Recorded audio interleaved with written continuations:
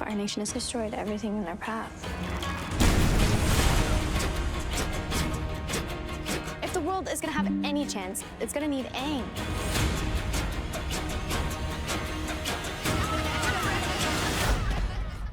Right. There goes the savior of the world. Oh, not hey everybody. Welcome back to another episode of Shanclen Shadow Productions. And I know I've been gone a week and I'm so sorry about that. I was under the weather, still a little bit left. I'm pretty sure you can kind of hear it in my voice and everything, but just a normal sickness, everybody, so don't freak out too much. Everybody gets it. I had siblings who are in school. I went to go visit them. Some of them were sick. I came back. I caught the bug. Sucks. Yeah. But yeah, so this episode's going to be really fun because I'm excited to talk about it, because this one's going to be a movie review about a TV show that I watched growing up, which is Avatar: The Last Airbender. And with that is going out with the new Netflix series that came out, is Avatar: The Last Airbender, but it's a live action remake. And I just have to say, I don't know how any of you out there felt about the movie. You guys can go ahead and leave it in the comments what you thought about the TV show. But I personally, I loved it. It was honestly really cool. The visual effects were so much better than the first one. I know we don't talk about the first one. It's over there. It happened. You know, they tried and they failed and everything. But there was one thing that always kind of irked me about the very first one, the first live action remake of Avatar: The Last Airbender, was there were no natives at all. And I guess you can kind of say the reason why I'm kind of upset about that was because there are a lot of, especially for the water tribe of the TV show, they are based off of the Alaskan natives up north. And, you know, they didn't have any native actors inside of it. And granted, 2010, there wasn't a lot of options for native actors back then. There were some, you know, there's no excuse for not having them, but, you know, they were out there. But with this live action remake that came out, a lot of the main speaking actors in this show have indigenous roots. And I just had to say, I just saw some of these actors and I was like freaking out because, oh, that's so-and-so from Dreamkeeper. Oh, that's so-and-so from Smoke Signals, you know, all these other different movies that are out there. And I just had a blast watching it and just seeing them shine in a major TV show like this, and a lot of new actors too as well. CGI was really amazing. I loved it so much. The fight scenes, choreography was really good. Only thing that's kind of sketchy to me is the storyline, but we'll get to that in a bit. So as an indigenous creator, I have to give a shout out to a lot of the indigenous actors that are out there. So there's Casey Camp-Horinek as Gran, Gyawundio as Katara, Joel Olet as Prince Han, A. Martinez as Master Paku, Rainbow Dickerson as Kaya, Migwan Fairbrother as Avatar Kuruk, Joel Mutgrun as Hakoda, Irene Bedard as Agora the Healer, Nathan Akron as Chief Arnok, and Amber Midthunder as Princess Yue. A lot of these actors are really, really good. You know, you have Amber Midthunder, she was in Prey, and she's also in Reservation Dogs and probably a lot of other movies as well. Nathan, it was so cool to see Nathan in that movie because I remember first seeing him. He was in Pathfinder and as well as Dream Keepers as well. And so many of these other actors, you know, it's really cool to see the actor for Katara make it into the big screen too. You know, a young actress, indigenous actress out there who's going to be making it, you know, her career. I'm going to be looking forward to watching all that. But to see the representation inside of a giant or inside of a big Netflix series like this is huge, because a lot of times these shows are killing a lot of the native stereotypes. And with each movie that comes out, with each good native movie that comes out with indigenous actors, or whether the indigenous people are behind the scenes, it's really good that we're killing a lot of the stereotypes that we had a long time ago, you know, early 1900s all the way up to the early 2000s. Stereotypical, you know, Native American. To see all these movies come out and these shows come out is really, really awesome. And the actors did really well in this show. Kind of, if you guys haven't seen it yet, I recommend going to see it. I know there's a lot of people out there who really have no hope of the live action adaptation of the 2010 version.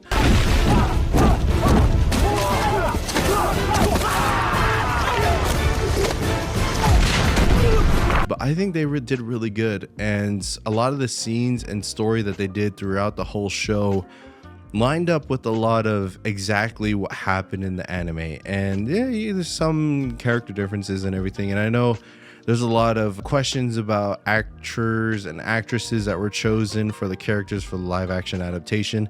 Why didn't you choose this? Why didn't you choose that? And don't hate on the actors, everybody. You know, they're just doing their job. They were casted. They won for a reason. I'm pretty sure they got their part for a good reason. They're good actors and actresses. So with that, it's just really cool to see the costumes and how the characters act and everything just really kind of blended well with what the actual TV show adaptation was actually trying to portray. Now, this is kind of like, I'll go into this before I go into the spoiler section, but if I were to give this TV show a rating, I'd have to give it a 8 out of 10. No, I'll get an 8.5 out of 10. It's really high up there. The only thing is that I kind of didn't really like was the storytelling.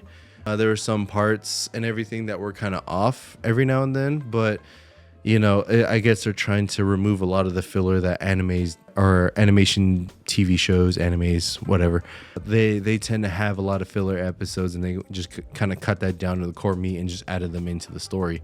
But yeah, I'm going to go into a spoiler section. If you guys haven't seen it, go check it out right now. Come back to the video and I'll go ahead and go from here.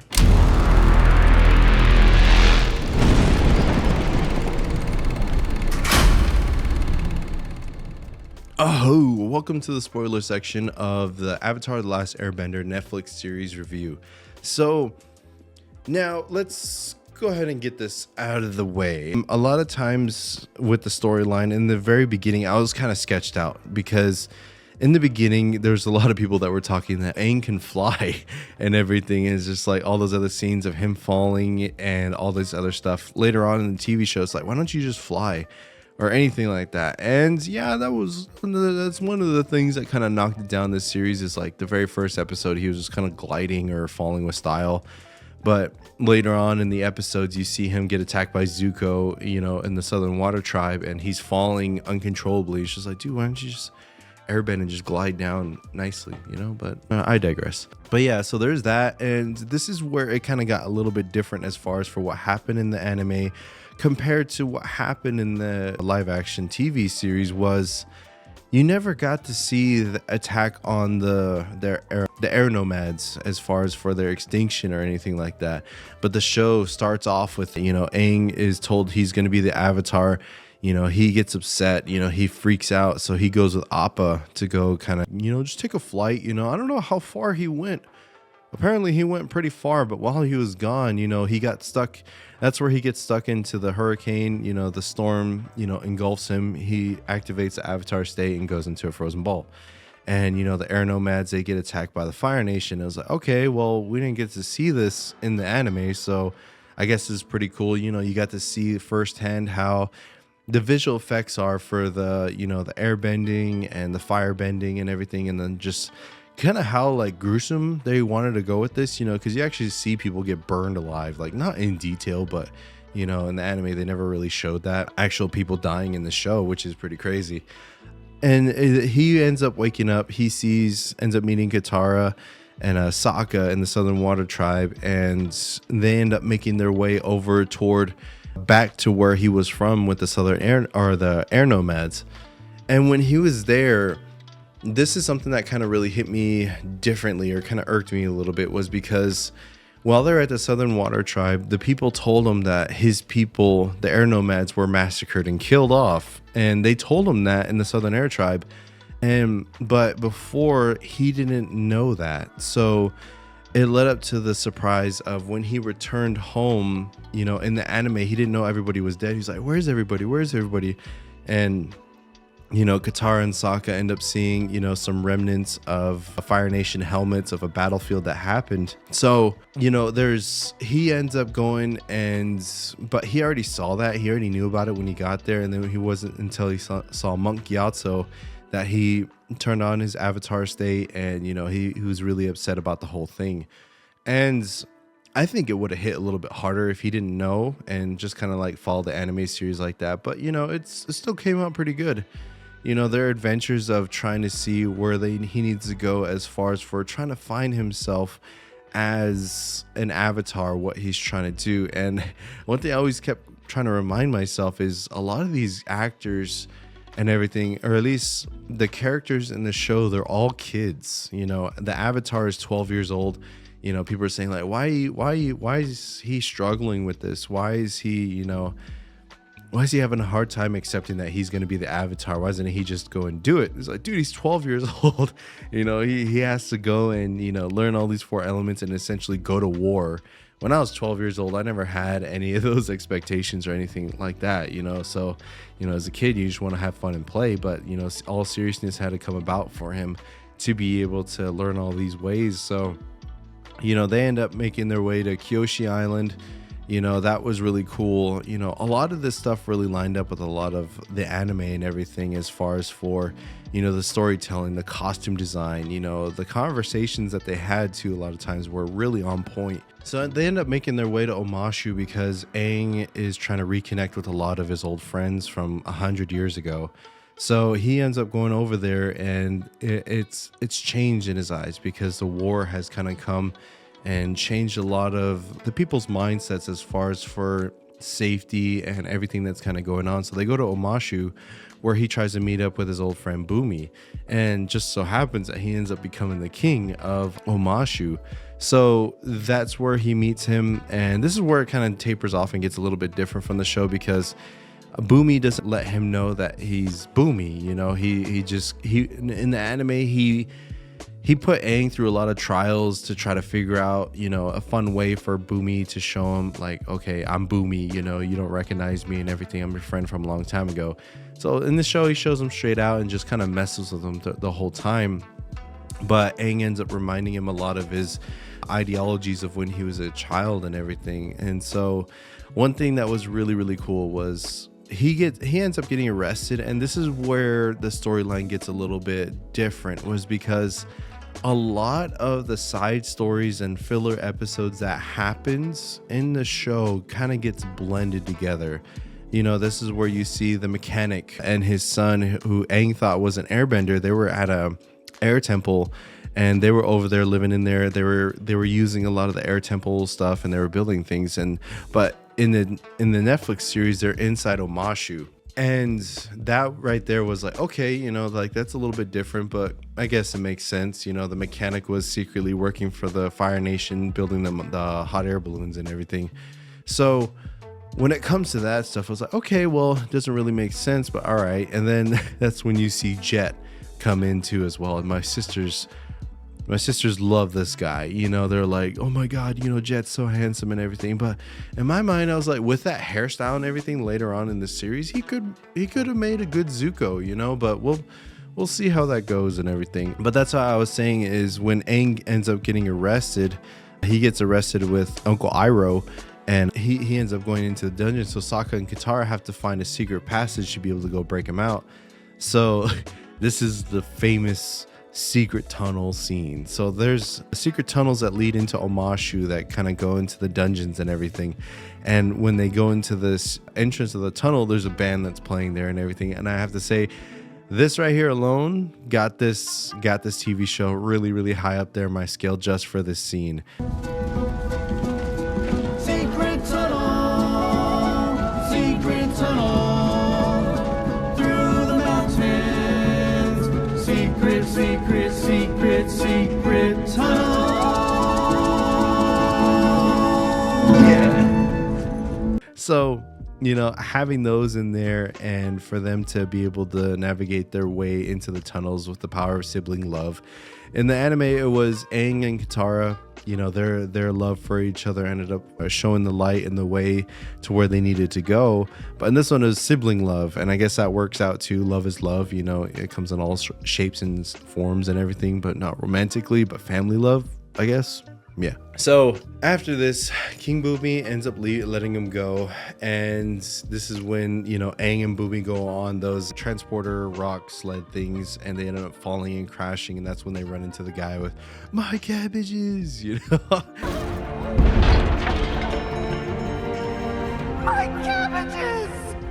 It was honestly really cool to be able to see that scene, you know, and for them to play homage to, you know, the original series. And like I said, like a lot of these scenes that happened, you know, were scene for scene. You know, when Aang ends up getting captured by General Zhao, you know, and then Zuko ends up becoming the blue spirit to bust him out.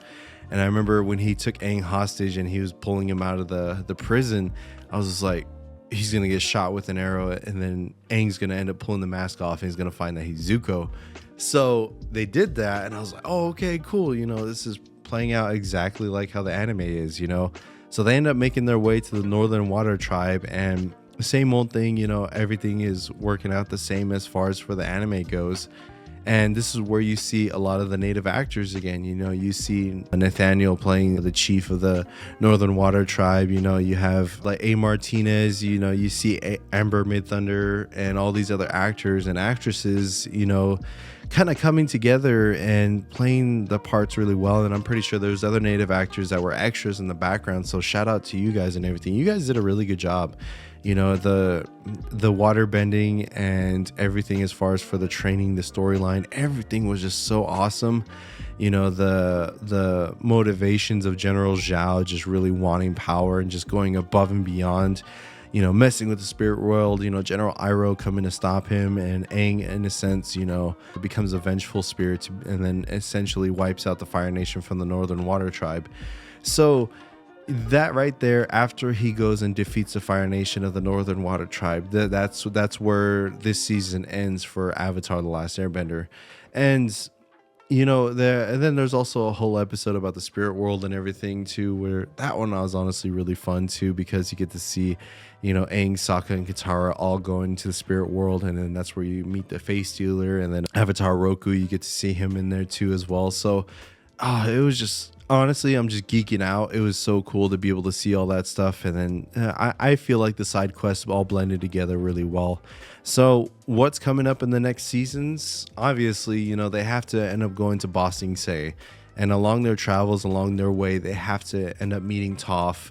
And along their road to Ba Sing Se, they're going to see like a lot of the corruption within the Earth Kingdom, you know, and then Azula's going to end up attacking Ba Sing Se, and then after that, that's when they have to start making their way to the Fire Nation. And you know, there's a lot of stuff in between there, and I won't spoil what happens at the end, but I'm pretty sure, you know, any good story, you can kind of figure out the pieces what happens. But you know, I'm really excited about it. You know, the actors are really good, actresses are really good, you know, special effects, storyline, yeah, there's some questionable things here and there, but it's an adjustment, it's new, you know, but it's definitely a lot better than the first one. You know, it's cosplay, action, storyline, a lot of it fits, and I really love it. So if you guys haven't seen it yet, I highly recommend going to go watch it. It's an awesome ride, you know, a lot of good storytelling. That one episode that really got me feeling kind of sad was when they went into the backstory of Zuko and his ship crew, and how, you know, the reason why he got his scar was because he went to Fire Nation Council with his father, and they proposed to send in a whole garrison to be sacrificed to be able to attack the Earth Kingdom.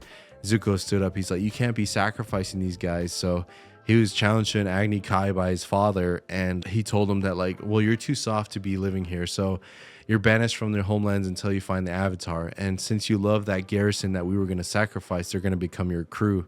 So there was a lot of like that stuff right there that really kind of made me feel sad that, you know, like the crew was starting to turn their back on Zuko, but General Iroh reminded them, like, you guys would be dead if it wasn't for Zuko. You know, he stood up for you guys and everything. So that's where the loyalty and character arc is really kind of driven in that way. You know, you see, you know, there's a lot of character development in all of these characters, and I love it. You know, it's not a lot of stagnant, you know, these guys aren't learning anything. You know, there's a whole path that these guys are going on, and they're portraying it really well as far as for growing as a young kid to a teenager to an adult. You know, it's very, very beautiful, and I just recommend going to go watch it. Like I said, I give it an 8.5 out of 10, maybe a 9, you know, but I want to give a shout out to all the native actors and actresses out there. Like how I said, you guys killed it. I'm excited to see what more comes out, you know, and, you know, good luck to everybody out there. And I'm super excited, and I'm super excited for all the future, you know, movies that come out with Indigenous people. And, you know, we're just breaking the stereotypes of, you know, oh, we're just native people that wear feathers and we just go and scalp everybody. You know, I'm tired of that narrative. let's go out and make a new one. So thank you guys so much for watching, you know, and this is going to be coming out for the members first. So if you guys aren't a member yet, I recommend go become a member. I'm going to be doing some live streams here pretty soon, so stay tuned for that. You know, thank you guys so much for watching, and I'll see you in the next one. And I hope you have a good evening, morning, afternoon, wherever you are. Hagonet.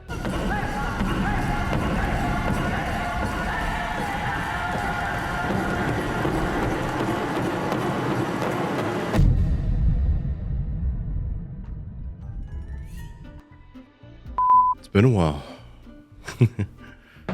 Oh, I gotta make sure I'm all straightened up here. Oh, it's a little dusty here. Damn, gone for a week and everything just gets all dusty. See, I'm wearing green right here, green light, because Earth Nation all the way. That's who I would be if I was if I could be a bender in real life. You know, you can build houses and you can travel. You can be a metal bender too. It's pretty cool. Fire, you can't really, like how that one dude said, you can't really create anything. It's only really destruction, but you can make food, keep yourself warm, you know, if you need to. Air, I saw this one TikTok said, why wouldn't you want to be air? It's like Air Nation's the best. It's like, where your homies at? They all died. So yeah, I don't think I'd be air. Water, I guess I would be water, but I'm from the desert, so I guess I could be a desert bender or a sand bender or something like that. But you know, it's not a lot of water out there. So if you're in a place with no water, you're kind of screwed. So there's earth everywhere, there's water everywhere, fire and air. There's not fire and air everywhere, but I guess you can make fire everywhere. I don't know. Leave in the comments, what kind of bender would you be if you could choose one in real life? But yeah, this one was a lot of fun. I had a lot of fun with this one. Good show. I loved it.